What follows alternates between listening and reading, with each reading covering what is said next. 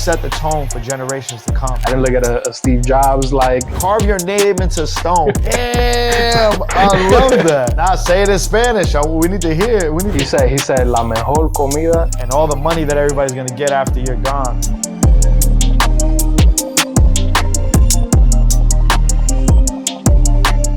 But it's funny, I was on an Uber ride yesterday, and I saw the dude had the Dominican flags on his keychain. So I was like, oh, you're Dominican? He's like, no, I'm Colombian, but my wife is Dominican. So he pops off, right? Gave me this whole life story in the 10-minute ride. But there was one line that stuck out to me, because he happened to be like a professor, and he said he had kids back home, 13 and 15, and he's educating them, and he wants them to have a better life. And his advice to them, and he said it in Spanish, but I'm like, damn, that's a bar. It was like, he said, the best tasting food you ever had has always been cooked on low heat and for a long time. And I was like, wow, damn, that's a bar. Damn, I love that. So he was like, he was telling his kids, like, take your time, build whatever it is you want to do, like, figure it out, but like, don't rush it, because you're gonna rush it. You're gonna be misguided. Like, bro, take your time. You wanna learn whatever it is you want to learn, right? Even when we went to college, right? Like, you can't rush your way through 4 years to get a degree, right? You got to take your time. You got to take it one homework assignment at a time, one test at a time, one semester at a time, 1 year at a time. So that was his feedback to his kids. But the way he said it in Spanish, I was like, damn, that's a say bar. It in Spanish. We need to hear it. We need to hear the bars. Well, give me the setup and say it in Spanish. Yeah. He said, la mejor comida se cocina largo y fuego lento. And you were in the Uber? Yeah, I was like, damn, that's a bar. Wait, how did that come about, though? Like, where the conversation came from? So it came from the keychain. I thought he was Dominican. It was his wife was Dominican. Then, every Uber driver, if you pry enough, they tell you the whole life story. So he told me he had 2 kids in Colombia, but that even though he's not there, he still FaceTimes them. He reads them books. He teaches them about self-development. And so I thought that was beautiful. I like connected with him in that aspect.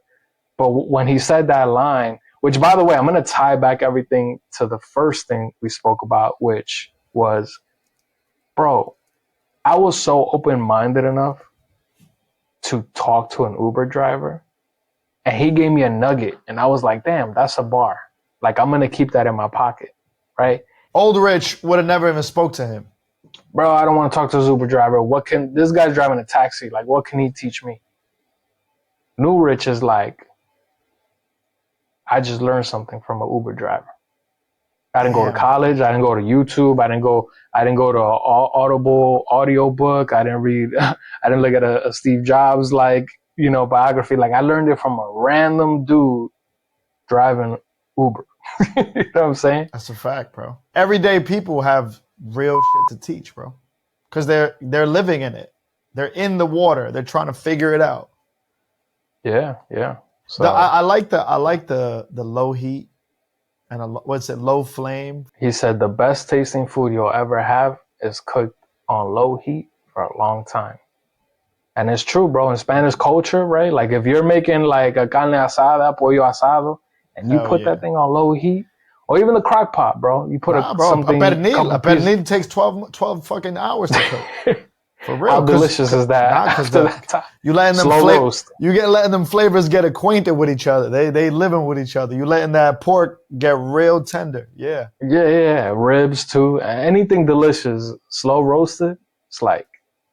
So that's it. That's our 5th one. We'll have to do a part 2 to this. We'll have to do a part 2, another 5, because this was actually a fun one, because the take your time being the number 5 is important.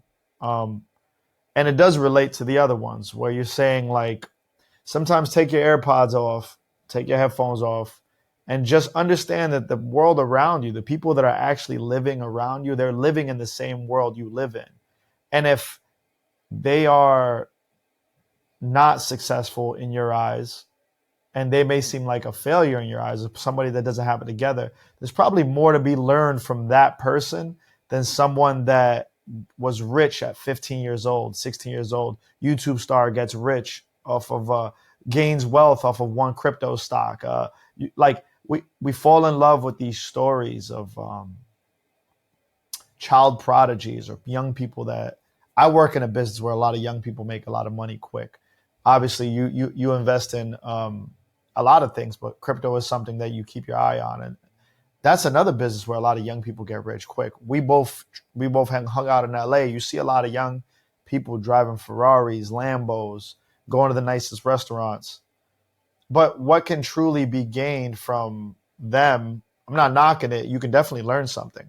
But you're saying that same level of information, if not more, can be gained from someone that is living a more simpler life that didn't necessarily maybe achieve everything they wanted, but in that gap between the gold medal and the silver medal, which is their life, they found some truth and how to cope with it or some information they could share with you.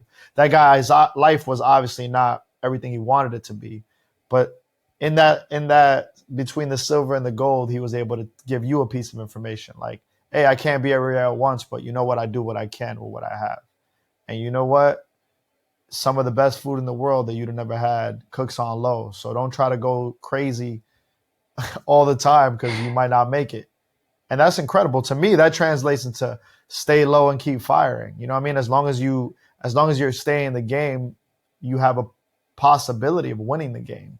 And that was another something I wish I knew sooner, which I know now, and I would love to pass on to our community, which is there's something beautiful about finding a little pocket or something that you're very, very interested in that you feel like is pulling you towards it. And it doesn't have to be like something that is like a vanity thing or a status thing. It could just be something natural. I've always known that communicating and speaking and like being interested in either gaining knowledge or giving knowledge is something that always came very natural to my family. My dad will be gone off the yee and alcohol, and he could sit at a table, bro, and me and my nieces and my nephews and my cousins, we would just sit and listen to my dad like he was basically like a prophet, bro, like a pastor, just teaching us about shit in life that we are like 12, 10, 9, 5 years old. We have no business listening to the real life shit that my dad is teaching us, but that level of sharing of information definitely raised me to be way more wiser than a lot of people I grew up with.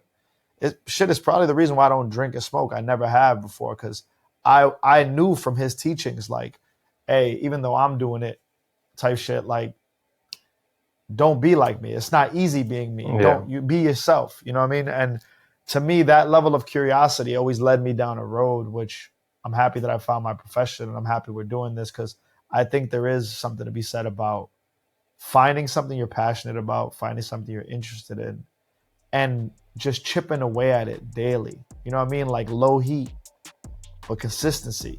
Keep firing, stay low, keep firing, show up. Find your little edge. Find the edge in the competitive field of a million things to do.